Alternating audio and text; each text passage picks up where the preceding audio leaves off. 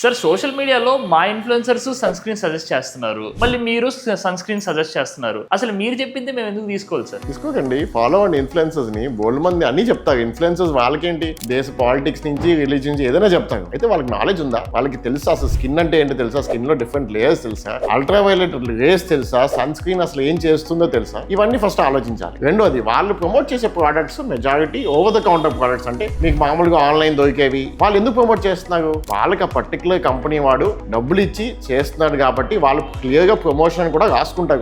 కొంతమంది రాయకుండా కూడా ప్రమోట్ చేస్తారు. కొంచెం దౌర్భాగ్యం ఏంటంటే ఈ మధ్య కొంచెం డెర్మటాలజిస్ట్ కూడా ఈ ఇన్ఫ్లుయెన్సర్ దాంట్లోకి చేరి వాళ్ళు కూడా కొంతమంది డబ్బులు తీసుకుని చేస్తున్నారు. ఒకటి గుర్తుపెట్టుకోండి, ఎవరైనా ఏ సన్ స్క్రీన్ అయినా బ్రాండ్ బట్టి ప్రమోట్ చేస్తున్నారు అంటే వాళ్ళకి ఆ కంపెనీ వాడు డబ్బులు ఇచ్చారు. లేకపోతే ఎవడు బ్రాండ్ పెట్టి ప్రమోట్ చేయాల్సిన అవసరం లేదు. యాజ్ అ డాక్టర్ ఎథికల్ గా ఏం చేయాలి? జనరిక్ గా ప్రిస్క్రైబ్ చేయాలి. ఏ బ్రాండ్ మెన్షన్ కూడా చేయకూడదు. నా ప్రిస్క్రిప్షన్ చూసానంటే నేను సన్ స్క్రీన్ లోని ఏది బ్రాండ్ మెన్షన్ చేయను. సన్ స్క్రీన్ లో పర్టికులర్ గా నేను చెప్పేది పేషెంట్స్ కి మీరు మినిమం SPF 30+ చూసుకోండి, PA రేటింగ్ 3+ కానీ 4+ కానీ చూసుకోండి.